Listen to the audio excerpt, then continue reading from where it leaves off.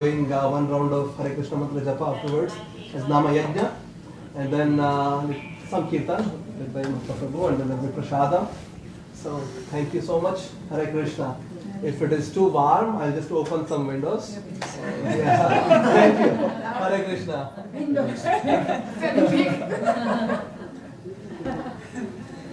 The definition of warm is relative. I'm from Florida, so this is not warm. Or if you're from Suriname, it's not warm. Namo Om Vishnu Padaya Krishna Prastaya Bhutale Shrimate Bhakti Vedanta Swami Nityanamine Namaste Saraswati Deve Gauravani Pracharine Nirvisesa Sanyavari Satyadeshatarine Srila Prabhupada ki jai. Where did Nilambar go? I'm here. Is there a topic? Is there a topic or No. It's Housewarming program. oh well. Okay. Everybody just sit here and warm the house up. That's Very well. Hare Krishna. So, what would you like me to do? We're going to chant japa in when? At 7:50? Yes. Part of me wants to spend the next 50 minutes preparing you to chant that one round. I usually spend a whole weekend preparing people to chant. But I think it might be good to do that. But first I wanted to start with, I've been listening to some lectures of Prabhupada lately, and these lectures all have a theme. And the theme is go back home, back to Godhead. And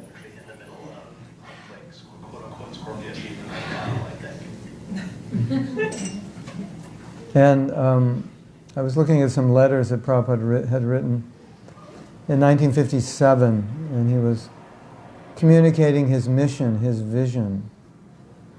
And his vision, he stated, was that he wanted every person to go back to Godhead. That's what the rest of his life was dedicated, for every man and woman on the planet to help them go back to Godhead. So, when Prabhupada came to the West, that was his hope, that he could inject Krishna consciousness. Not just that people would chant a little and take some prasadam, but so that they could actually go back to God and make this their last life. That was his vision. And he wanted us to have that vision. And he wanted us, or you could say he asked, but you could say he begged. He begged us, in this life, go back home, back to Godhead. Finish your business. So, the holy name that Prabhupada gave can do that. He can actually help someone go back to Godhead, never take birth again in this world, within one lifetime. Now, some people say, well, not so bad. I can come back again. So, Prabhupada would often say, no, it is bad. You don't want to come back. And he would describe what happens when you come back. First 9 months, what do? Spend in the womb. Raise your hand if you want to spend 9 months cooped up in a womb again. And then, the next so many years as a baby, and the difficulties that ensues. And then you get to start school. Raise your hand if you'd like to start school again. 5 years old. You had a good time at school? All right, this may be a problem for you. But then you hit puberty, and that wasn't fun at all. And then you have to spend that teenage years worrying about what everyone's thinking about you and trying to keep up with the fashion and be accepted in your group. And then go to college and university, work very hard, and then get a job and so on. So Prabhupada would describe that, and he would say, do you really want to do this again? And the way he would describe it, it didn't sound like it was fun to do it over again. So now, let's address Paula's question. Maybe in your next life the school won't be so nice. You don't know. And maybe you'll be born in a country where, in a village somewhere, and they don't even have a school. You don't know. We always think, oh, it won't be so bad, and we're imagining it's going to be like this. I had good parents, I lived in a nice neighborhood, everything was fine. You don't know. Who knows what the world's going to be like? So, in one lecture that I was in, this was in 1972, and Prabhupada said, the world is getting very bad very quickly, and you don't want to come back because it's going to be very bad. And so that was 1972. So when was Prabhupada talking about? He was talking to us having to take birth again. So that means he was talking about now in the next 10 years, because we were all 20 then, and by, to 2030 we wouldn't be here. So he's talking about now in the next 10, 20 years. So he was kind of, shaking us up a little bit. Like, you think everything's fine, you got a good job, nice house, nice car, nice wife, nice kids, enough money, nice dal rice chapatis. No problem, I can do it again. And Prabhupada's saying, no, Kali Yuga's influence is very bad, and it's going to get very bad, and you don't want to be here. So that was really his mission. I don't know if you're all aware of it, but that was his mission. When Prabhupada was preaching, when he was talking to people, he was thinking how in one life I can get you back to Godhead. And so then Prabhupada would often say, if you chant 16 rounds a day, you follow 4 principles, in this lifetime, you can go back to Godhead. So that was the formula. I've come to take you back to Godhead, and here's how I'm going to do it. I'm going to give you the holy name, and I'm going to give you 16 rounds, and you can do it. And he would always tell us, do it. Pack your bags. Be prepared. Let's go. That was his message. And many lectures, Prabhupada ended with these words, and go back home, back to Godhead. That's how he ended the lecture. Like, the whole lecture was leading up to the conclusion, the crescendo, go back home, back. Do this, do this, do this. This is true, this is not true, this is right, this is wrong. And the conclusion, go back home, back to Godhead. And of course, the magazine, back to Godhead. So this was Prabhupada's mood. And there's a nice story. I don't know if you're aware of this, but if you go and speak to Vaishnavas outside of ISKCON, they'll often say, you cannot go back to Godhead in one lifetime, it takes 3. So don't think you're just going to become Krishna conscious in this life and go back to Godhead. It takes 3 lives. And I think we probably feel like that. A lot of devotees feel like, I don't think I'm that Krishna conscious. If things don't get much better by the time I die, I don't think I'll be ready. And Prabhupada had said, 1 lifetime, 16 rounds, 1 lifetime, 4 principles, 1 lifetime. And Prabhupada was questioned about this because devotees were thinking, is that all we have to do, is just chant 16 rounds and follow 4 principles and we'll go back to Godhead? Isn't there anything else? And Prabhupada said, no, I promise, I will take you back to Godhead. So, in reflecting on this, not only myself but other devotees, we realized that, and there are other stories and other things Prabhupada said that made us realize that we're not really qualified, but through the mercy of Prabhupada, he could make us qualified. So that we're not qualified to go back to Godhead, but by Prabhupada's mercy we'll be qualified. So there's a nice story. And they told one prominent acharya of Gaudiya Math that Prabhupada said you could go back to Godhead in 1 lifetime. And he said no, he couldn't have said that. It's 3 lifetimes. That was standard knowledge, 3 lifetimes. And they said to him, no, Prabhupada said 1 lifetime. And he said, 1 lifetime? Prabhupada said 1 lifetime? And they said, yes. And then he thought for a moment, because he had never heard that before. And he thought for a moment and he said, well, Srila Prabhupada could do that. So it's confirming that this concept, this idea, or not idea, this fact, that even though it may normally take 3 lifetimes, Prabhupada, by his mercy and by his connections, the higher connections, could make this arrangement. Krishna, these people, 3 lifetimes, 300, they'll never be ready. So let's just, like do it in 1 lifetime. And let's like make Special Olympics, handicapped, And that's why Prabhupada said 16 rounds, 4 principles, this 1 lifetime, you'll go back to Godhead. And we got the impression he must have cut a deal with Krishna. It's like these people, give them a break. They're not really ready for this, but can we just work this out so this holy name and 4 principles will work? But also, not only that agreement, but the holy name is that powerful, that it can do that, if chanted without offense. So that's the other side. We could say, yes, Prabhupada's mercy is very great, but the mercy of the holy name is very great, and therefore you take it purely. You will be able to go back to God in this lifetime. So, understanding that becomes a great source of inspiration to chant without offense, or at least to improve our chanting and to take it more seriously. Knowing that I have an opportunity after unlimited numbers of lifetimes, that I could finish in this lifetime, and at the end I can see Krishna and dance with him. And it's over. Material life is over forever. That's amazing if you meditate on it. Earlier today I was thinking how it's impossible to find perfect love.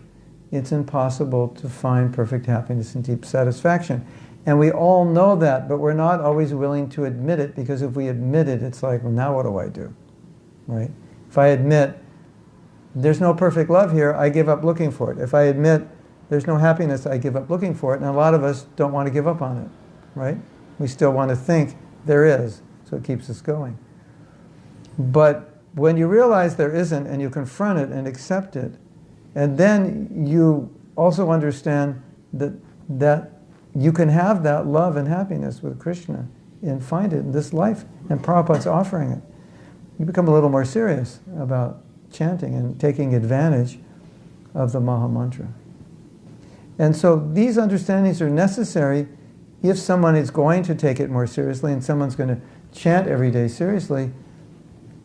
These things need to be clear and understood. Otherwise, the potency of Maya it makes us forget. Things that you once knew clearly, you could completely forget. Isn't it? You have that experience?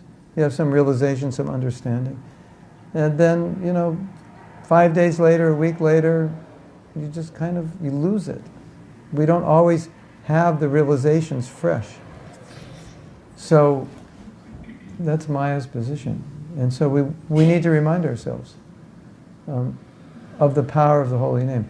And one thing I like to point out that I think is important is that we can see Prabhupada's faith in the holy name by the fact, number one, that he even came to New York to try. And Prabhupada knew he was going to the most materialistic country in the world, and so many of his contemporaries did not understand why he was going, because they thought what he was trying to do was impossible. Why would you even do this? What to speak at the age of 70 when you could risk your life going to the West to try to do something that basically is impossible? Materialistic people in America, they thought, could never become Vaishnavas. Look at their samskaras. Horrible samskaras. Horrible past. And Prabhupada, we can understand, had faith not only in the order of the Guru, but faith in the process, that these people could become purified because he had the holy name. And if he didn't believe that, why would he come? Why would he waste his time? No, these people can't be purified. These people are so bad, the holy name can't purify them. Now, he didn't think like that. But if he did, he wouldn't have come, right? So now, just imagine you're in Prabhupada's shoes. You're coming from this Vaishnav background, and you've spent many of the recent years before you're coming to America in Vrindavan, and you land in America, and the only people that come to hear you are hippies. And it's like, I mean, they kind of look like sadhus, so maybe he wasn't so shocked. It's like, the hippie sadhus. But obviously Prabhupada never dealt with people like that. And you might think, if you were in Prabhupada's shoes, you kind of sum this up and say, I don't think so. I don't think this is going to work. Look at what these people are doing. They're not clean, they're not regulated. They're experimenting with drugs all the time. There's no chastity in their relationships. Many of them were meat eaters. It was like everything, the odds were set against this working, isn't it? It wasn't like, here we're going, and there's so many people from Vaishnava families and Brahmin families, and we just have to give Krishna consciousness. No, there was, people with not a good background.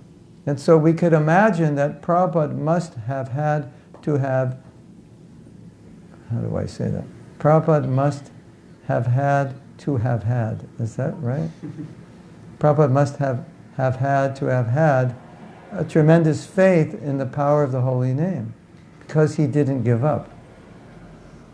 He kept at it, he kept teaching them, and then he saw it happen. And when he saw it happen, at a certain point, he understood Mahaprabhu's prediction of every town and village was set in motion. He didn't know that in the beginning. And one time, a devotee told Prabhupada, he said, there's a prediction that a great general will come and spread Krishna consciousness all over the world. And Prabhupada said, do you think they're talking about me? But, that was his natural humility, but at some point, you can see, he's writing in his books, this is Lord Chaitanya's prediction, it's now happening every town and village. So, it wasn't like he always knew. But obviously he had faith in the holy name, and then he saw it happening. It was purifying these people. He was establishing deities in temples where the oldest devotee was 1 year in the movement.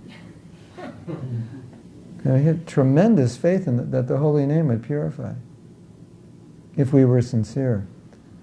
So I think that's important to understand, because a lot of times we look at ourselves and we think, I don't really have faith that I could go back to Godhead in this lifetime.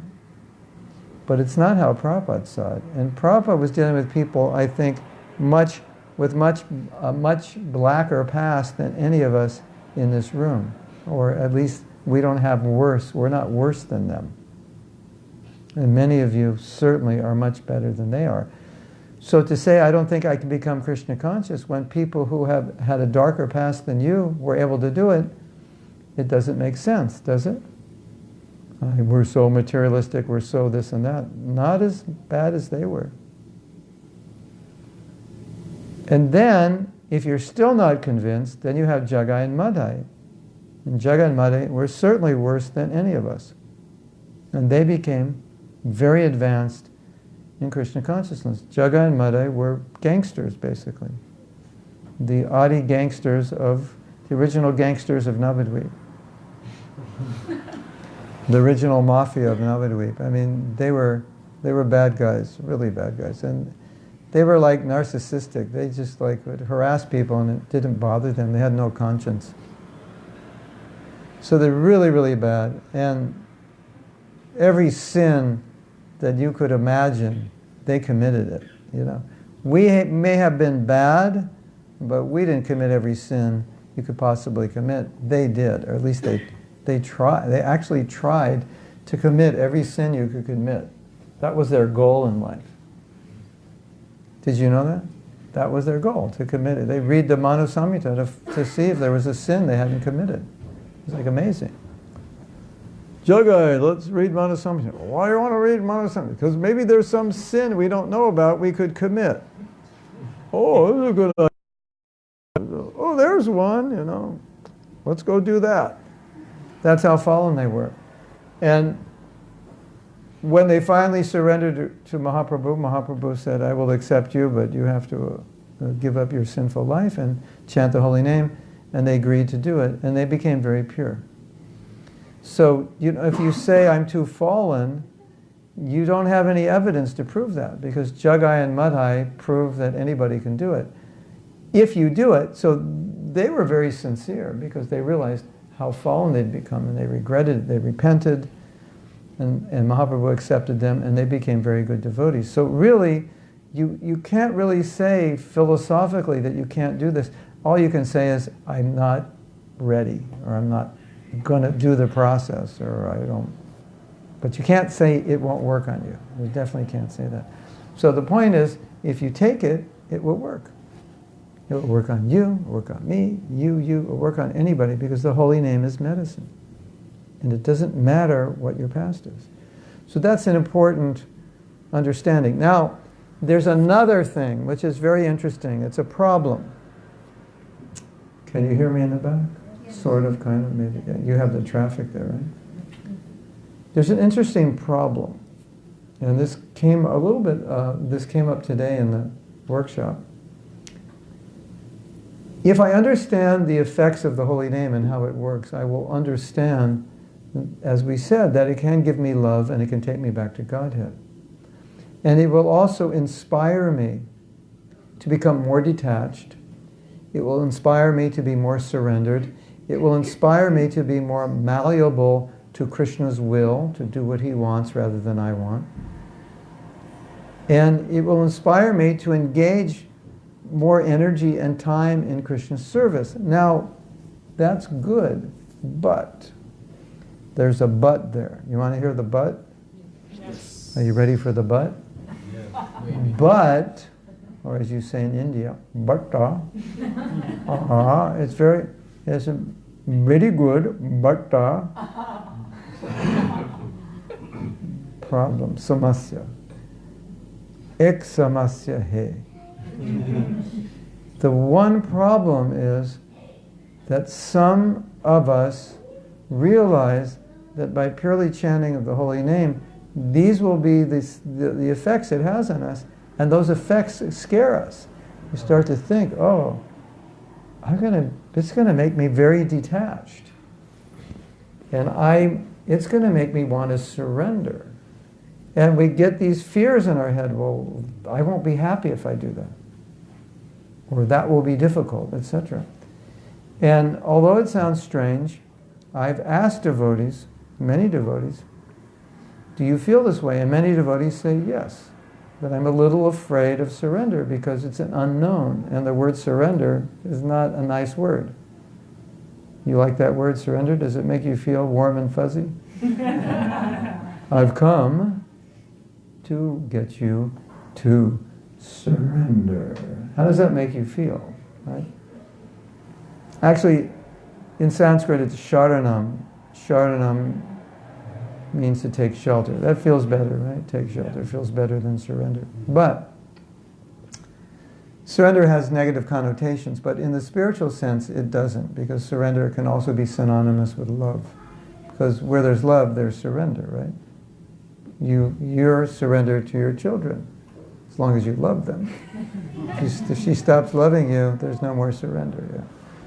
Yeah. So surrender is synonymous with love. But we have fear. Surrender. Oh, what if I surrender to Krishna? How will I be happy? If I surrender to Krishna, then what if he takes things away? You know, there's this fear. Maybe I'll lose my job if I surrender because he wants me to be more surrendered. Or maybe he'll expose my big false ego to everybody. Or you know, who knows? Maybe my husband will take sannyas if I surrender. Or he'll make me do a service I don't like. Something. There's a fear. There's definitely a fear of surrender. So, if this fear remains, that's a problem. Why? Because why would you want to chant a mantra that's going to lead you to do something that you're afraid to do? It's going to impel you internally to go in a direction of detachment, of surrender. And if you have these fears of surrender and detachment and whatever else the holy name gives, what's going to happen? Subconsciously, you're going to kind of back off a little bit. Say, I better take it slow. I'm not ready, right? If I chant good rounds, oh my God, what's going to happen? I might want to quit my job and move in the brahmacharya ashram. I better not chant good rounds. Like I joke with devotees, they say, did you chant your rounds today? I said,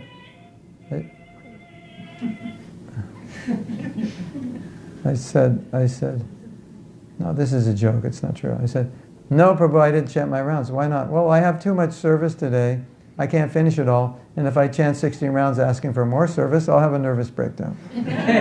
So I'm not going to chant today. So it's a joke, not serious. But this is something like that. You know, I'm a little afraid to surrender. I don't think I can handle this and that. And if I chant purely, it's going to motivate me. It's a fear. So it's something to recognize. Like, I don't know if I'm ready to chant 16 rounds because it's going to produce a certain result. And so, as we began this lecture, I began by saying Prabhupada wanted you to go back to Godhead. So I think we should remember that the purpose of the Hare Krishna movement and the purpose of your life and the purpose of Prabhupada's mission was to get everyone to go back to Godhead. So we shouldn't be afraid of the process that will get us to go back to Godhead. But it's a reality that we all need to meditate on. Do you really want to stay here? Is this really what you want? So, you may have heard this story. Narada Muni went to Krishna, Vishnu, and asked, could you liberate everyone in the world? He said, I could, but they don't want to go back to Godhead. And Narada Muni didn't believe him. He said, how was that? He said, actually, they don't.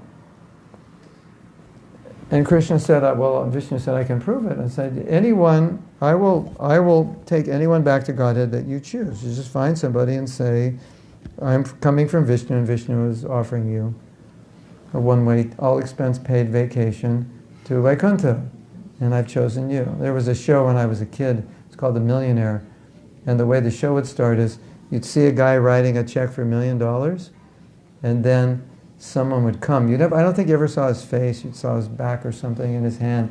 And he'd say, excuse me, sir, Mr. So-and-so is giving you $1 million. And the whole show was about what happened to their life when they got $1 million. I don't remember what happened. But, so it was something like this, Narada Muni coming in.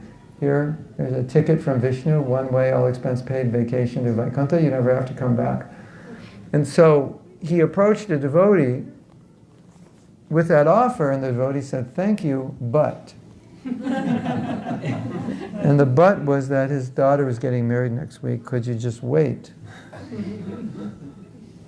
So Narada Muni said, yeah, why not? And so he waited, but I guess his relative time frame of 5 days was 9 months or something. And he came back and said, are you ready? And he said, the man said, yes, but ready, yes, but one problem only. Daughter is giving birth tomorrow. Can you come next week? Only I'll be ready next week. So, and this kept going on and on and on. And he never went back to Godhead. He kept having a reason not to go. That's sad, isn't it? And Krishna comes and offers you, and you say, my favorite band is coming to Amsterdam next week. Could you come after the concert? Because I've got like front row seats. And we laugh, but it's a real problem. You agree? Yeah. It's a real problem. And you want to hear the sad ending of this story? To make you really depressed tonight? So, many of you know the story of a snake who became a devotee. Narada Muni actually made a snake devotee. Don't ask me how it happened. How the snake understood him and didn't bite him and started chanting. Prabhu, how do snakes chant? And where are their ears? And how do they was it in English or Sanskrit? Hindi, Bengali? How did he understand? I don't know the details. But the story is that a snake became a devotee. And snakes are dangerous, they bite. And so everyone in the village thought, well, this is a good chance to get back at the snake because we were always afraid of the snake and he was always harassing us. And now he's a devotee, so he won't bite us, so we'll just harass him. So then all the kids, maybe other people were harassing the snake. Krishna, and they would knock him in the head and just get back at him, and the snake couldn't do anything. He's a devotee. Devotee will never defend himself. Devotee will only defend another devotee. That's the injunction. If someone's hurting you, you tolerate it. If someone's hurting another devotee, then you become like Lord Nrsimhadev to protect him. So the snake goes back to Narada Muni, explains the situation. Like, what to do? Kya hai? Everyone's beating me on the head. I'm just trying to do my bhajan. And, what to do, Prabhu? And Narada Muni said, just raise your hoods and make it look like you're going to bite him, but don't. Just scare him away. That snake, you've heard that. How many of you have heard that story before? That snake was this man who didn't want to go back to Godhead, who kept postponing, his whole life postponing, and then he died. Now we're all looking at this and going, that guy was an idiot. What was wrong with him? But the next question is, what about you? If you were in that situation, what would you do? Take it immediately. You would. Okay, raise your hand. Okay, everybody close their eyes. We have to do this. Close your eyes. And close your eyes. Close your eyes so nobody's going to see who raises their hand. How many of you honestly would take the ticket immediately? Raise your hand. Okay, you can put your hands down. We didn't get unanimous buy-in for this. So it's a real problem. It's definitely a real problem. Yes? Yes? That's a real problem, yeah. So if we want to fully take advantage of the holy name, we have to fully go with what the holy name will do. Otherwise we'll resist it, and then subconsciously we'll actually not chant properly because we'd be afraid if I chant properly, it's going to give me results very quickly that I don't know if I can handle. It's like, driving a sports car, I don't know if I want to drive this car, it's too fast. I've been in really fast cars that can go from 0 to 60 miles an hour in 3 seconds. That's scary. Yeah. So I don't know if I want to go that fast. This car is too fast. So this is something we all have to reflect on, because it will hamper our chanting if we're not ready. But again, Prabhupada wants you to go back to Godhead, and you know who else wants you to go back to Godhead? Take a guess. Chaitanya Mahaprabhu. And who else? Krishna. Did you know that? Did you know he's waiting for you? He's looking at his watch and thinking, when's she coming back? When's he coming back? I've been waiting for them for like 10 zillion years. And I'm still waiting. And so this is important to understand. We're down there in this world trying to find peace and happiness and enjoyment, and Krishna is thinking, when are they going to get it? That I want them back, and this is not their home. When are they going to get that? Because I'm waiting for them. And how can we say that? Well, we can say that because that's what Krishna told Gopkumar when he went back to Godhead. He said, I've been waiting for you. How are you going to feel when Krishna tells that to you and you're thinking, oh my God, I spent millions of lifetimes here. I could have just finished my business. And I spent millions of lifetimes trying to be Krishna, and I get back to God and he tells me, I've been waiting for you. How's that going to make you feel? Like, damn, what an idiot I was. You just you want to disappear, right? So Krishna is waiting for us. Yes? He is. So that's a nice meditation. Krishna is waiting for us, and if he's waiting for us, then I should become qualified to go back to him. Yes? I have a question. I do believe that he is waiting for us, but what if the situation was a little bit different? What if you are dying to go back, but Krishna is also waiting, but why does it take so long? Because we have to become qualified. He's waiting, but it's like when Jai and Vijay, when the 4 Kumaras went to see Vishnu, they had to enter 7 gates, 7 security gates. And each gate tests you for an anartha. And if you have, this is certain anartha, you can't get to the next gate because you have to be pure to go there.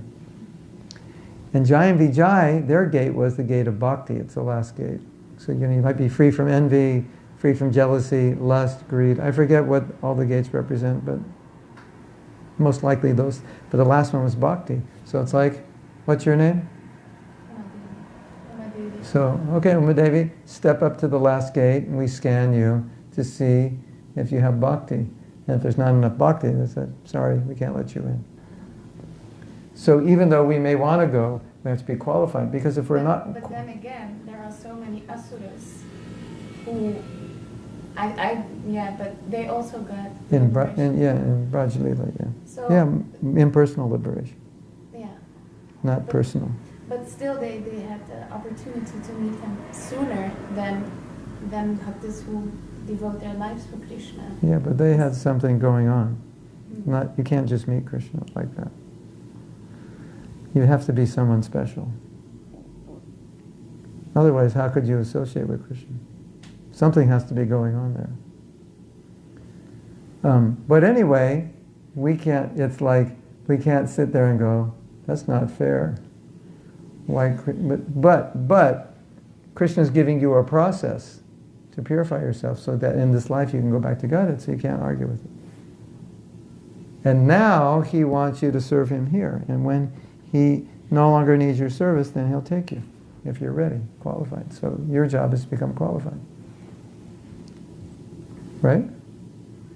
Otherwise, what if you go back to Godhead and the place is full with a bunch of materialistic people?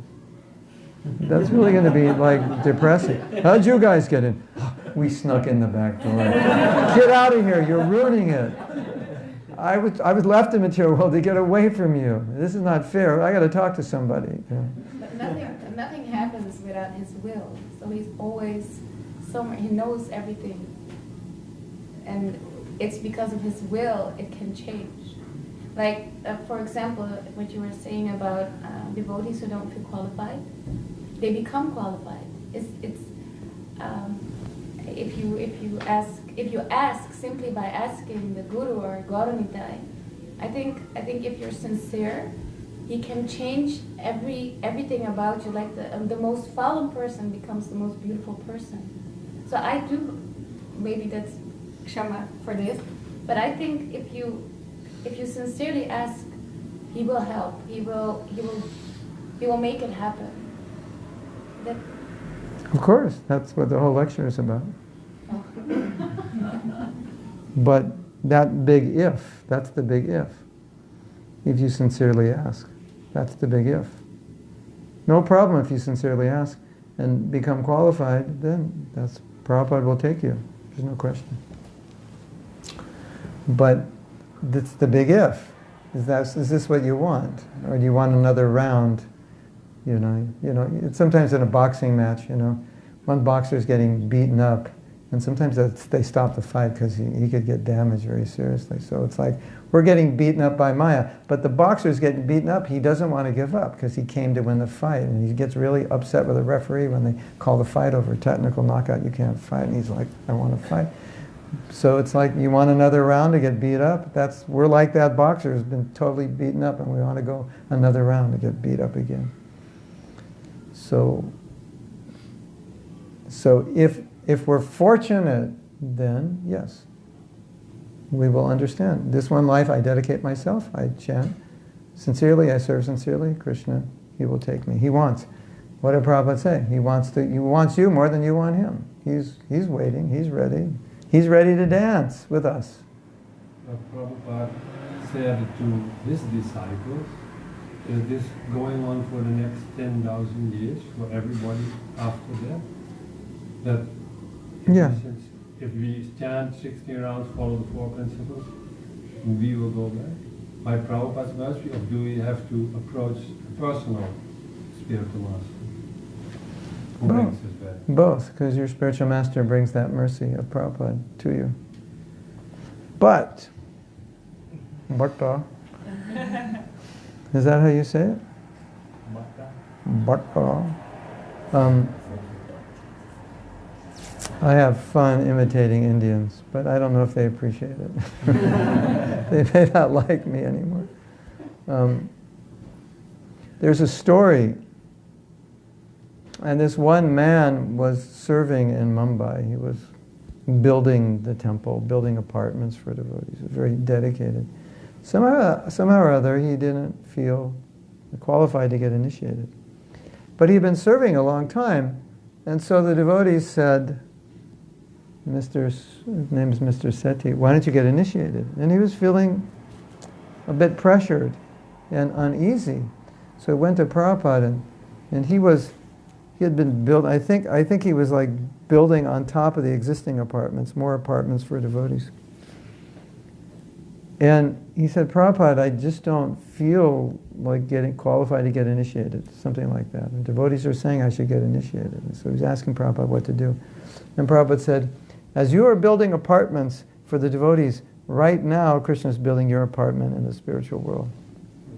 So, the mercy of a pure devotee is everything. So there is a system, of course, take initiation from a guru and so on. But, it's about relationship and love and mercy, and it can come in so many ways. If I chant Hare Krishna without offense, but I haven't taken initiation yet, what's my plight? Well, you could say, yeah, you'll have to come back, but Prabhupada's mercy is... Oh, there's another story. I don't know if you heard this story. This is a beautiful story. When I was a young devotee, just right in the beginning, I believe it was an accident, maybe a car accident this devotee was in, and he died. And he was just, a new devotee, maybe 6 months in the movement, or a year at the most. And Prabhupada said he went back to Godhead.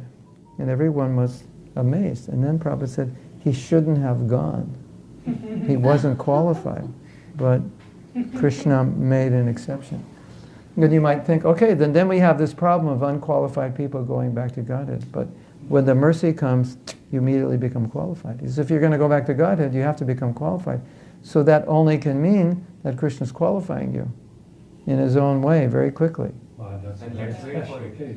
Yeah, Then this we is should wait for the mercy to happen. special. No, don't depend on it.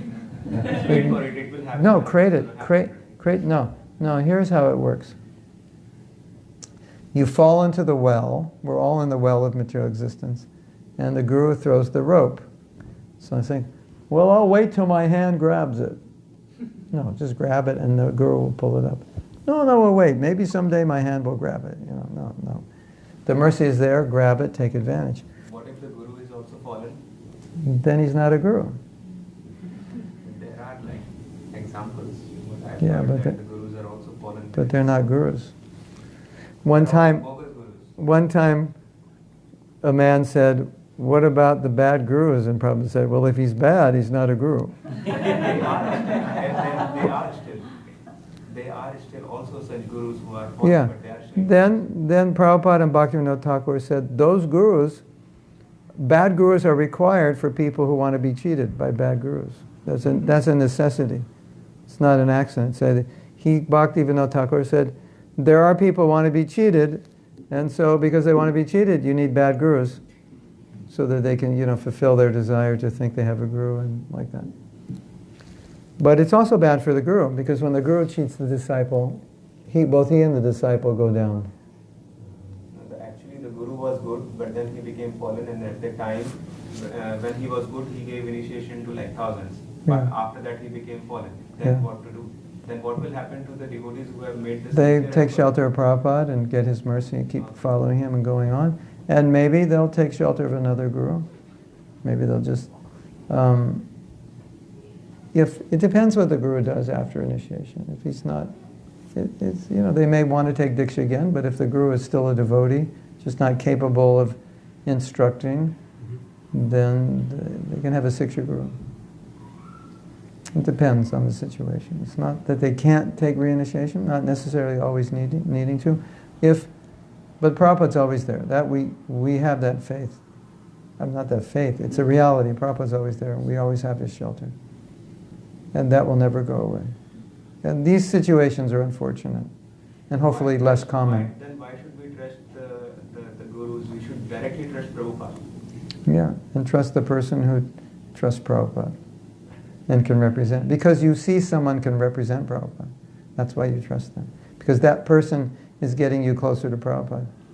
That you will get much closer to Prabhupada through that person. You will understand Prabhupada much better through that person. And that's why you trust him. It's not necessarily an intellectual process. It's an experience. By hearing from this person, I'm getting closer to Prabhupada. And so the faith is because of your experience. And you know, most of the people now who are gurus have been devotees 50 years and they're like 70 years old. So it's kind of too late for them to mess up, you know. If they haven't messed up yet, they're probably not going to mess up now. So that's just a practical consideration. The reason for asking is, as you said, you know, there were several devotees with Prabhupada, and within a year they were building temples. Yes. Now, half of them, they are again fallen back into material world. Yes. So the devotees who have taken like first, second initiation in like just 1 year. Now in India we have like a very difficult process of getting second initiation, and it takes years before you become really qualified. Yeah. Now those devotees, because Prabhupada was in a hurry to give initiation quickly, because he knew that his time has come, so he was quickly doing the things, quickly building the temples. Now in those days, the hippies who became and who took the initiation very quickly, there were many of them who quickly also fell off. Yes. And they wrote a letter and they said, yeah, now I'm attracted to some girl in Malaysia or Bangkok, now I'm leaving. And I'm Thailand. I'm very sorry, many years I followed Krishna consciousness, but now I'm attracted to some girl in Bangkok. Okay, Shama, and I'm leaving. Now he gave he also did many sins like child abuse and whatsoever. He gave initiation to many devotees, and then you say that how would then those people who have trusted on the bogus guru, what would happen to them? You know, they should just directly just trust Prabhupada and go on. You know, why? Then on one hand, Prabhupada said that okay, 16 rounds, 1 lakh, you are done. On the other hand, there are also then you have to be qualified. Then you also need to. Krishna's call. Then you need to be qualified. Then you would say, no, qualification is not enough. You should actually take these many initiations. Oh, that is also not enough. It will take you lifetimes and lifetimes to become qualified. But on the other hand, there's a contradiction that only trust Prabhupada, chant 16 rounds and you are done. But when I hear to different devotees, they say, no, it's not enough. You have to, when you die, at that time you have to think about Krishna. Then only you will go. Well, I think there's so much of confusion, it's not that easy as you say. it's not as difficult as you think. In other words, if I chant 16 rounds without offense, there'll be so many consequences coming from that. Right? Without Yeah, of course, that's the only way to chant. The other chanting is like a joke, you're trying to get there. But ultimate chanting is without offense. If you do that, there will be consequences, that you will be pure. So that and also, still, Prabhupada can intervene and push you up to that space that you couldn't get yourself. So Prabhupada's mercy is always there. But the general recommendation is that you take Diksha, and that's, of course, it's a gamble. But those were early days with gurus taking disciples, and they were very young. And Prabhupada left early, so what to do? We didn't have any senior people. And, this is just my personal opinion. Prabhupada appointed 11, and 7 of them had trouble, right? But I think you could have taken any random 11 Prabhupada disciples and would have got the same statistics. Probably 7 wouldn't have made it, and 4 would. It's just the nature of that job at that age. Some of them were 26, 27 years old. They've been devotees 6 years, 7 years. They took sannyas when they were like 25. That's difficult. You haven't fulfilled that family, the need to have family, and you don't even think you need a family, and then you hit 35 and it hits you, and now you're a guru. And your disciples are basically your age, and half of them are female. How difficult is that? Guru Maharaj, I surrender to you body, mind, and soul, and she's your same age. So I think you take any 11 at that age and in experience, you're probably going to get 7 have trouble and 4 make it. And the 4 that made it, oh my God, all obeisances to them. That's like crazy, you know. But when I look at them, how did you do that? I don't think I could have done that. So it's circumstantial. Now circumstances are different, experience is different.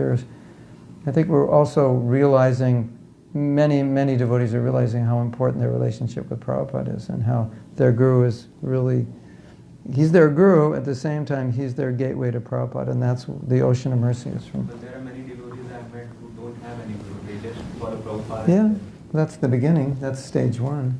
Because if you don't have a guru, you can't like force yourself to have one. It's like, oh, I've been a devotee for 2 years, I need a guru. When someone says, well, just pick one. Which one? Just any one. Just get initiated. No, it's got to be more than that. I mean, you know, in some traditions it's like that. It's kind of like being in university. So you don't really have connection with your guru. You get diksha. Well, and after 10 years we realize, oh, the guru has gone to Bangkok.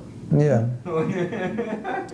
But fortunately now, And he wrote a letter, oh, I'm fallen now. Yeah, I'm yeah, sorry. yeah. It's a bad luck, you know. But that's hopefully something that's going to be rare in the future, because you know, like now they won't give someone sannyas before he's like 50, so they're more cautious, and you know, it's an interesting discussion because the guru should not be, you know, controlled, but the guru should also be a guru, and you want to make sure that he's a guru for your own safety. And if you're not sure, it's not a problem. You can just take shelter of Prabhupada. And maybe someday you'll meet a guru who will inspire you. And you'll surrender and you'll go, okay, here's a real guru, I have faith. Yes? Ultimately, it's Krishna who gives you the guru. Yeah, when you're ready. What you really want. So Yeah. even if the guru falls, you cannot blame the guru, you have to blame yourself. Because Krishna gave you something you needed or was for you there. It's not a mistake, there's no mistake there. Yeah, you can see it like He that. said, then that's Krishna's will. Then It's your own desire. You have some desires there. So Krishna, what you said before, if you want to be cheated, he says it's cheated. It's not that you can blame the guru for, oh, now you go to Bangkok, now I'll be angry with you because, no, you have to look at yourself. What is my mistake here? Can I do better next time?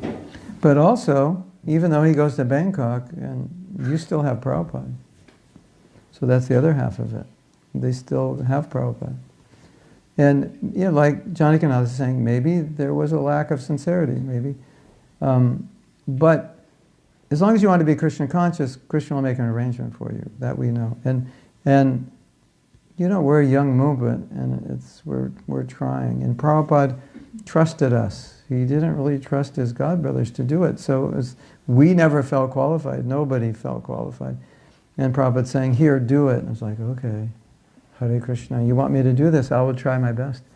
And they did try. They were sincere, but they're just not mature enough. You know, at that age, your late 20s, you know, for men, they say their brain is not fully developed, I think, until they're 28 or something. Is that right? 24 for women and 28 for men, something. About right. Yeah. Of course, the women think, I don't think their men's brains are ever developed. But you know, it's interesting. If the brain's not fully developed and now you're a guru, and that's all Prabhupada has to work with, then, you know, Prabhupada said that he made sannyasis that he knew would fall down. But during a war, you need generals. But when he was asked, says, Srila Prabhupada, how is it you made a sannyasi? Didn't you know they would fall down? And Prabhupada said, I gave him sannyas, he was in the perfect position to make advancement. So if he fell down, it was his independent choice. It's an opportunity. Yeah, exactly. Lost opportunity. Yeah. Opportunity to be a Brahmin. Okay, here's your Brahmin, sannyas, brahmachari, guru, whatever. And then if you blow it, what can he do? But Prabhupada in his books has given you everything you need to be successful.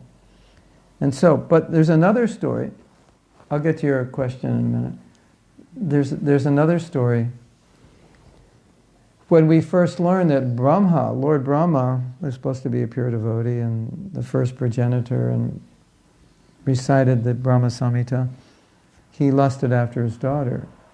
And so the devotee said, Prabhupada, how could that happen? It doesn't seem possible. And he said, you're supposed to think, if that could happen to him, what about you? So that's another way of processing. Well, here's a sincere devotee. He did so much service to Prabhupada, and he did so much preaching, but at a certain point, he went to Thailand, and that was it. And what about me? He was a better devotee than I was. He did more service than I was, and look what happened to him. So Prabhupada said, that's how we should think. You know, I have to, rather than think, oh, this devotee is so bad, etc. Think, me. What about me? If he's a better devotee than I am, and that happened to him. So it should sober us. So you can always take the bad and use it for your edification. And I learned so much from my godbrothers who had difficulty at being gurus.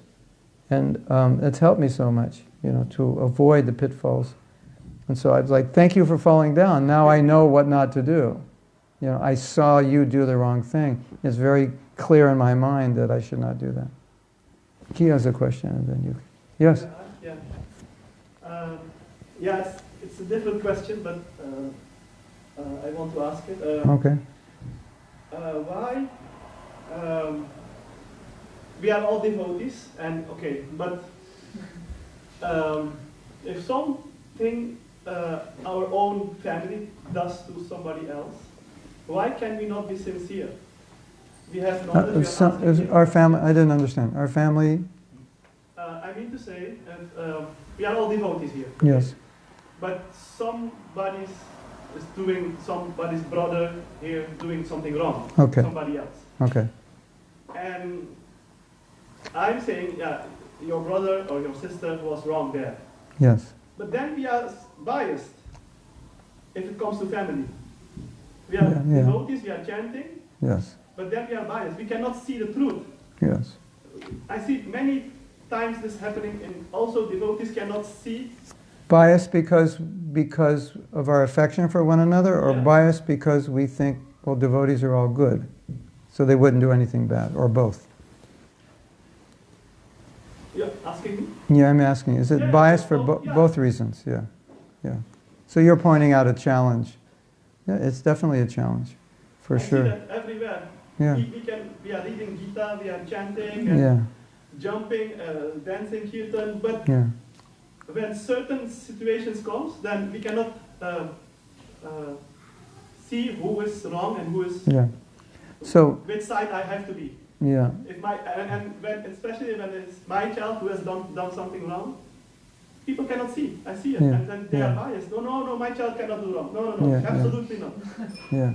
So then you are. I mean, You're dealing with the realities of human psychology. Yeah. And if you, the challenge is that when we become devotees, first we should understand we're not devotees, we're practicing devotees. We're trying to become, devotee means bhava, prema, then you're actually a devotee.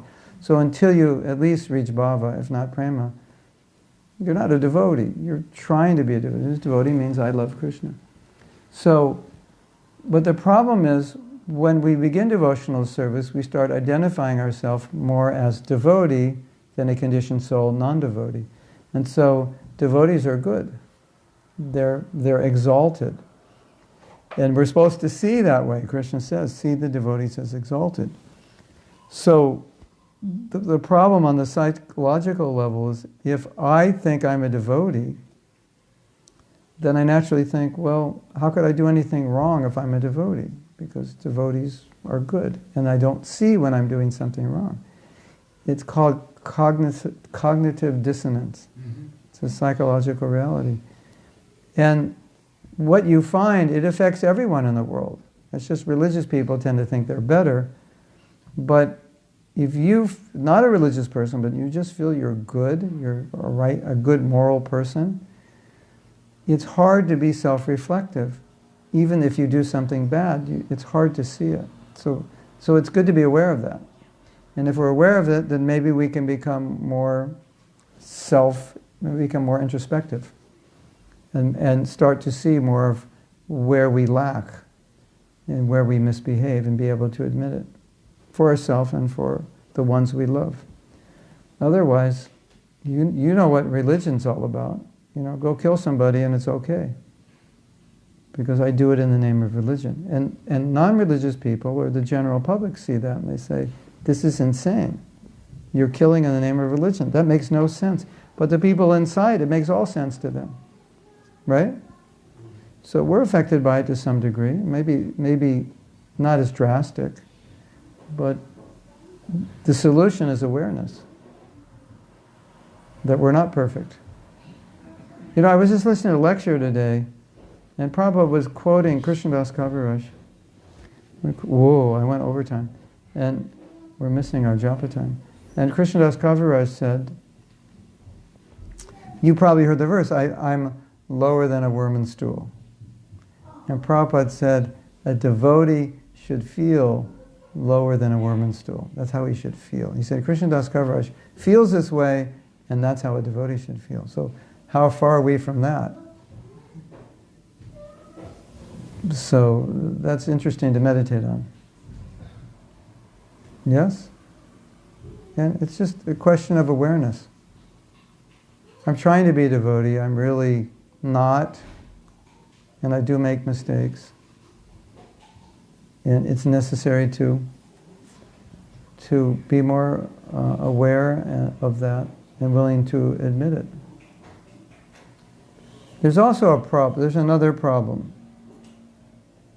Let's say I admit a mistake. I did something wrong, and I'm aware of it, and I admit it. But let's say there are many others in the room who have committed the same mistake, but they're not willing to admit it. And I'm the only one who admits it. That makes me look pretty bad, right? Ooh, you did that. That's really bad. So now by admitting it, I'm being condemned by everybody. So you see that you're never going to admit your mistake because you see I just got condemned. So then we create an unhealthy environment. We create an environment that if you admit a mistake, you will get chastised or you'll be demoted in your position within the society, And that creates a culture in where we all just want to pretend there's nothing wrong. And that's not healthy because if you have a problem, you need to admit it and talk about it, right? Otherwise, you can't solve it. So I think these are perennial problems within religious organizations. Self-righteousness, being judgmental of one another, if we're too open about our struggles. And that's unhealthy. Yes. Is that okay? Yeah. For now, anyway. Yeah. I don't have a magic wand where I can change everybody's consciousness. At least I haven't found the wand yet. I'm looking for it, but maybe someday I'll get it. Yes.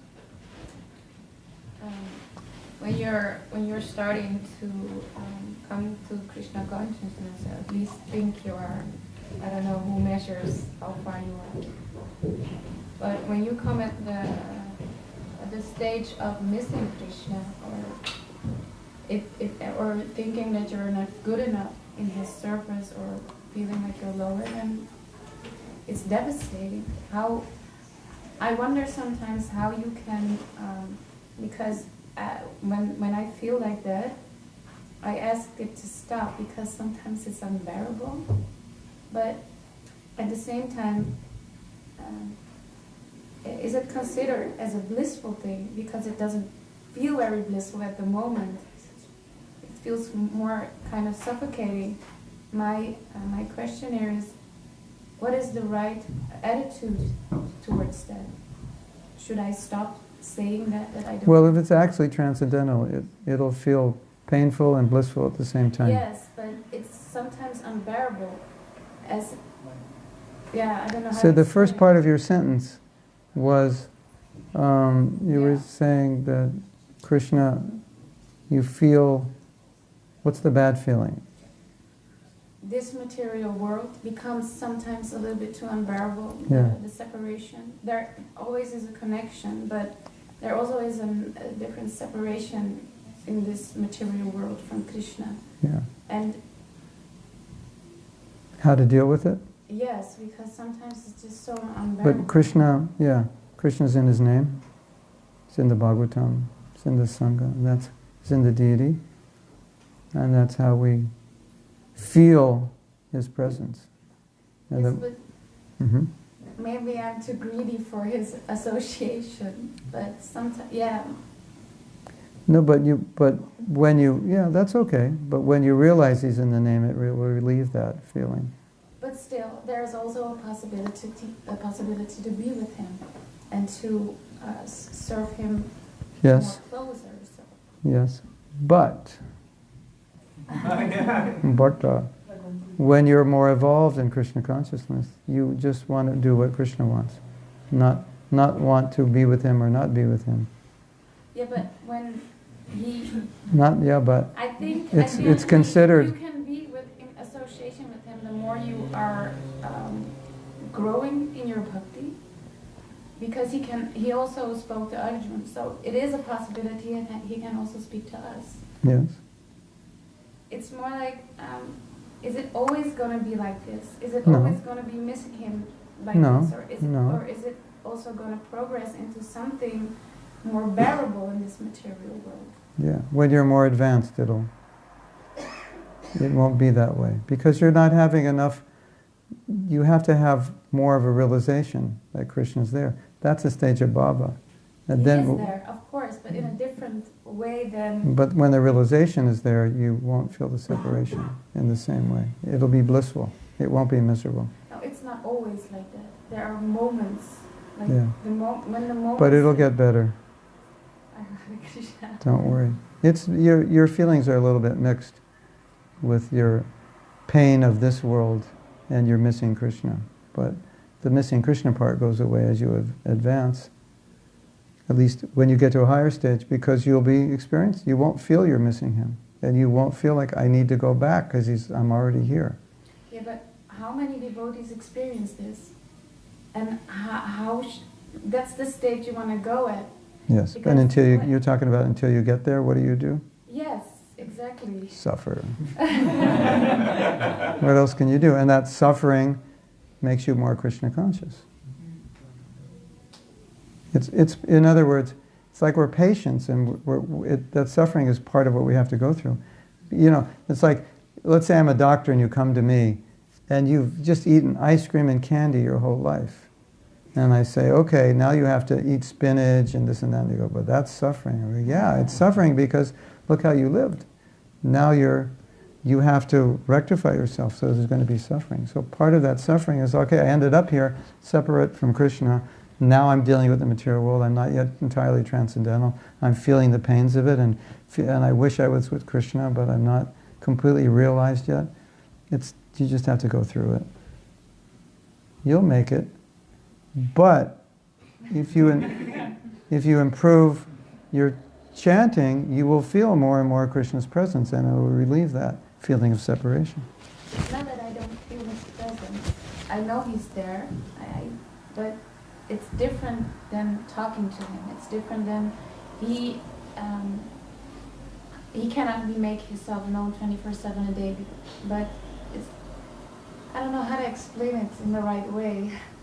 No, but it's not, on the stage of Baba, it's not different. Hearing Bhagavatam, seeing the deity. Okay, I'll tell you a story. Maybe this will help you. This is a confidential story. Should I tell you?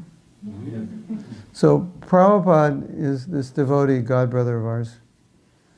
He was in the temple when Prabhupada came, and as soon as Prabhupada came in, 300 devotees rushed in, and he was standing by the altar. And Prabhupada walked right up to the altar where he was, and he couldn't move. And Prabhupada is a little shorter than the average American, and this devotee was also shorter. And he was right next to Prabhupada. And he heard Prabhupada talking to the deity. And Prabhupada was asking the deity, are they taking care of you? And then 3 seconds later, Prabhupada said, oh, very good. And are they feeding you? And 3 seconds later, oh, very good. And they're dressing you nicely. 3 seconds later, oh, that's nice. And then Prabhupada got on the Vyasasana and said, I can see that you're taking care of the deities very nicely. So he just witnessed the conversation that Prabhupada had with the deities, and the deities were talking. He didn't hear the deity talking, but obviously they were talking. So when you're on that level, then it's a different experience seeing the deities, isn't it? It's a different experience with the holy name. So until we get there, there will be that feeling that I'm not with Krishna, but I actually am. I just don't fully realize it. That happens on the stage of Baba or Prema. Well, on Prema you may not be in your body anymore, but that's what you have to look forward to. And in getting there, you see, when you advance in devotional service, your bhava is increasing. And as it increases, you'll have more of that experience. But until it fully manifests to the stage of bhava, it won't be fully mature. So you'll feel that separation, which is not the separation that Lord Chaitanya is feeling. It's a separation, as you're saying, being in this world. And Krishna's, I don't feel Krishna's fully present. I do know he's there. Yeah. That's not what No. maybe I explained it in a wrong way. No, knowing and experiencing. I'm talking about experience. I'm talking about like having the experience that Prabhupada had, where the deity's talking to you. He is absolutely uttama vitari. I'm nothing bad. So I'm explaining that when you're on that level, that's the experience you have. So knowing that he's present is completely different. Maybe I'm pronouncing it wrong. This is not my main language. Please do forgive me for that. Okay. I think I just explained it in a manner that maybe didn't got caught in the right way. I absolutely believe he's there with his presence, but he is like hidden. He is there. I believe that because. We agree. Maybe you misunderstood me. Oh. You just said, I believe he's there, which is different than experiencing him. That is the experience. You feel he's there, he's present. But you said you feel separation because I can't see him. He is there, but you cannot see him. Yeah, so there exactly. is, he's there, but still there's I don't know how to explain it. I understand. I don't think you understood me. You cannot realize Krishna until the stage of bhava. You will not realize that full presence stage of bhava. And then you understand he's there. You can feel it, but it's not complete until the stage of bhava. And when you get the stage of bhava, how does it explain all the other things that happen? Such as? Are you coming tomorrow? The feelings of separation and all that? No. It explains it because as you advance, symptoms of higher stages will be in seedling form. So you'll get it a little bit, but it won't fully manifest in still bhava. So your seedling is growing. So, as you go, then you get ruchi, then you get this and that. But when you get bhava, it's fully manifest. So you're getting seedlings of it, but it's not fully manifest. And you want it to be fully manifest. And it will be. That's all I'm saying. You'll get it. You'll get there. Don't give up. Hare Krishna. Is that okay? Yeah. You will feel Krishna's presence. You will understand all these things.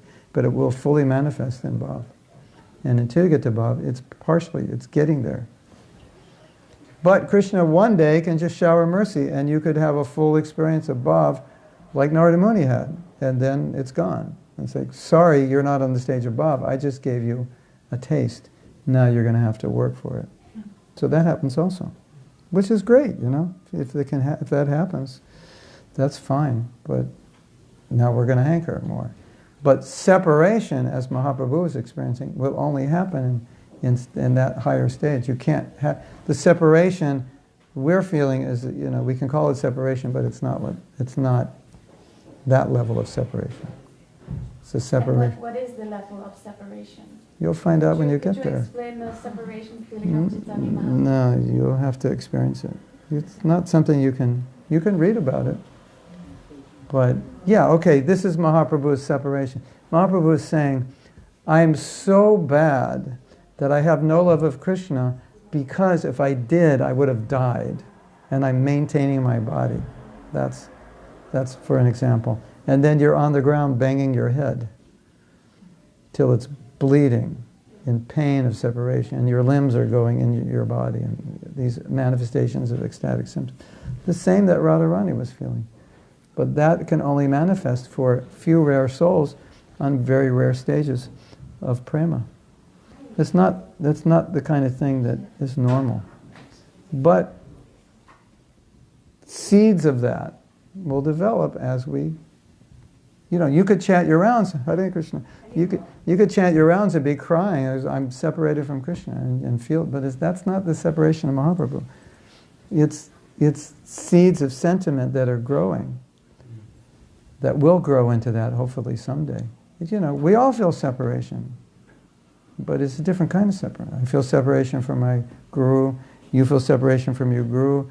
Sometimes I feel separation because my rounds are so bad. I feel separation from good rounds. And I can cry for that reason.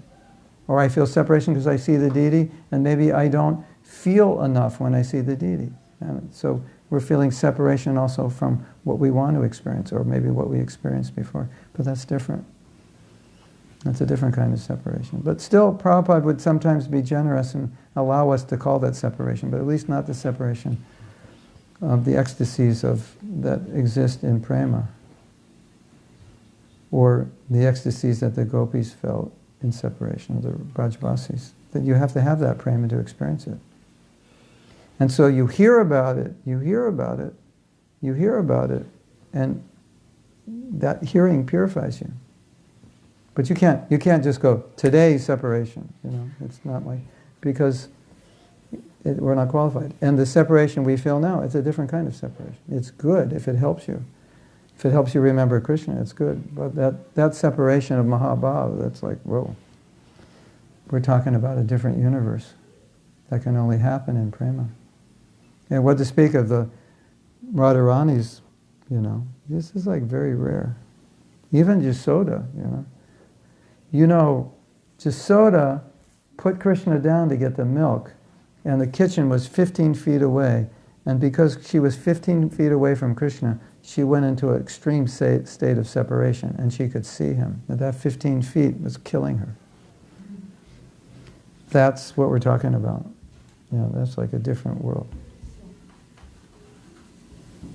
And you might say, I feel separation from my son or daughter. Yeah, drop them off at school, you're like, finally, and I get some time, But, Mother Yasoda, 15 feet away in the kitchen, and she's like, she can't deal with it. So that's the byproduct of prema. And then when you have prema, you're like Krishnadas Kaviraj and says, I feel like a worm in stool. And how could anybody feel like a worm in stool? It's a byproduct of prema. And you're try to figure out how to feel. Okay, everyone, here's the next exercise. Feel like a worm in stool. Close your eyes. Think of stool, worm, you're inside. Can we do that? Should we try to do that? Of course not. One time, Prabhupada said, please open 108 temples, and I'll feel fulfilled. My mission is fulfilled. I've served my guru, and then I can die peacefully and go to hell. Prabhupada said that. And then the devotee said, Prabhupada, if you're going to hell, we're going with you. And Prabhupada said, no. He said, you're all going to Vaikuntha, I'm going to hell. So how do you understand that? Prabhupada is now, just like all the covers of Madhyamadikari, is totally in Uttama, manifesting prema and the symptom of that kind of humility. And so if I tell you to, feel that way, you can't just feel that way, right? I can't just sit here and think, you're all going to Vaikuntha and I'm going to hell. That would be totally artificial. But on the stage of prema, that's how you feel. And you can understand it, try to understand it, but how much can you understand? You have to actually be there, right? I've given seminars, workshops, 20 hours on humility. And you know what the conclusion is? I have no idea what humility is. That was the conclusion. Because you can't know it until you experience it. You're just looking at it through a lens. It's something wonderful, it's something amazing. Okay, when you have prema, why do you feel lower than a worm in stool? Because you think everyone's better than you. You actually think that. It's not just like some hallucination. You walk around thinking, everyone in this world is above me. Everyone's a devotee. And you start thinking, everyone's a devotee. Try to penetrate that everyone's a devotee. But there's one devotee. One person is not a devotee. That's the guy I see in the mirror every morning. But everyone else is a devotee. How could we understand that? Let's say, Prabhu, do you think you're better than anyone in Amsterdam as a devotee? Of course I do. You know, I'm better than practically everybody, you know. At least 50%, you know. That means you honestly ask yourself this question without me telling you how a devotee is supposed to think, and I'd say, you know, when you look at all the devotees, where do you think you stand in the, you know, the level? And you go, oh, maybe 50, 60, you know, 70, I'm up there in the top 30% of devotees. But if you had prema, you'd say, where do I stand? Totally on the bottom. Everyone's better than me. Like, that's inconceivable, isn't it? Can anybody conceive of that? But when you have prema, that's how you see it. It's just, that's how you see it. Lower than a worm and stool, everybody's better. Hare Krishna. Right? You know, and we're struggling now to, you know, think maybe there's someone more advanced than me in Amsterdam. I'm not sure. Give me time to think about it. You know, that's where we're at. You know, I'm not sure. I haven't met everybody yet, but so far I think I'm doing good. You know, that's our thinking, right? And then finding fault with everybody. You know, and that's prema is not like that, and it's not something you can understand. And you can't imitate. So if you go around trying to imitate prema, it's totally artificial. Well, you have to call a psychologist. Oh, Tony's walking around saying, I'm lower than a worm and stool. Call the psychiatrist. He's got trouble. Right? You're not going to think, oh, he's got prema. I think something's wrong with him. This is dangerous. You can't be thinking like that if you're a Madhyamadikari. The Madhyams don't think like that. That's not normal. But if he's actually thinking about it, then it's like, oh my God, he's got prema. This is amazing. He's not crazy. He's got it. There's one story, this Pujari went completely crazy at Radha Damodar temple, just screaming and howling and rolling on the ground. And so Mahanidhi Swami was there, and he asked the head of the temple, he said, what happened?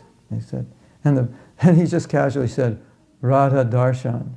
And Radharani revealed himself to him. And so when you see Krishna, Radharani, that's what happens. You'll be banging your head on the ground, howling and screaming, tearing your hair out, because the ecstasy is too intense. You don't know what are you going to do with it? It's like, the emotion is like, you know, we have a little emotion when a friend dies. We go crazy. You know, that's like a drop of the emotion of love. So it's like, you know, intolerable. The happiness, the separation, like, you know. So that's why Mahaprabhu said, I'm living, I must not have love. Because if I did, I'd be dead. I wouldn't be able to live. Hare Krishna. Just getting very elevated here. Right? Are we still going to chant japa, or is it? Yes. Okay. Please. But Yuri has one last question. He's raising hand from last okay. All right. an hour. So please, if you don't mind. Yeah. Well, just one maybe story that can inspire. I understand this problem that devotees they often they see the deities, yes, but they don't feel that Krishna is here. Yeah, it was told in one temple that it was with Chaitanya Mahaprabhu. Honestly, I don't remember the names really, but one of his close followers of Chaitanya Mahaprabhu, Lord Chaitanya told him that I need to leave to another city, yes, and you need to stay here for the mission. And that devotee, he told, I believe you know this story and you know the names. He told, no, I want to be with you. But Chaitanya Mahaprabhu told him that, but I'm here in the shape of devotees, so I can leave, no problem, you are with me. It's in addition to what Mataji asked, maybe it helps somehow regarding that we chant and we don't understand and don't feel that holy name. And he correction, I didn't say that I don't believe the holy name is Krishna. No, I mean experience, yeah. He is. Sorry, he definitely is. Yeah, I'm mistaken. And he told, I understand that you are in the shape of deities are here, but no, I want you to stay personally. Go with you, yes. And then Chaitanya Mahaprabhu told something like, okay, then I will stay here. And at the same moment, deities came out from the altar And walked exactly, away. And Chaitanya Mahaprabhu with Nityananda jumped on the altar and hop, and they are not moving like that. Yes. And the deities came, were going to came instead of to the city, and that devotee, he chased them and told, wait, where are you going? You don't have to go. And then again, Chaitanya Mahaprabhu and Nityananda, they jumped from altar and deities again there. Yeah. And a couple of times it happened, and that devotee became purely confused. And then Lord Chaitanya told him, so I believe now you understand that Hare Krishna. no difference. I believe you know the names who was that devotee, but I forget. I've been to that temple. but I believe you know this. I know the story. I've been to the temple. I've seen the deities. Yeah. Same about Holy. Yeah, it's a beautiful story. Deities walking off the altar, Krishna, Mahaprabhu and Nityananda walking on the altar, becoming the deities. Yeah. A small question. And when that snake devotee finally, after postponing the liberation, yes, he felt he appeared in this situation, being a snake and becoming a devotee. Did he come back after being a snake? I don't know for sure, but there's no reason why he wouldn't. If he followed Narada Muni, yes. Does anybody know if the snake made it back to Godhead? We always like to think that he did, live happily ever after. You know? It would be kind of depressing if he didn't, after all that, you know. Yeah.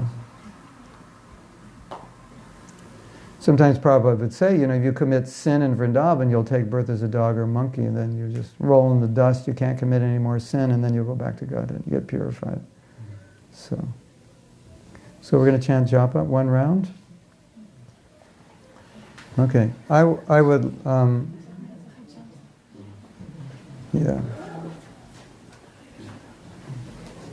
yes. In chorus, basically. Oh, you want to lead? You want to lead? I don't have my bead bag. All right. We're going to chant in unison. Yes. Hare Krishna. Okay. See you all. Jagannatha has his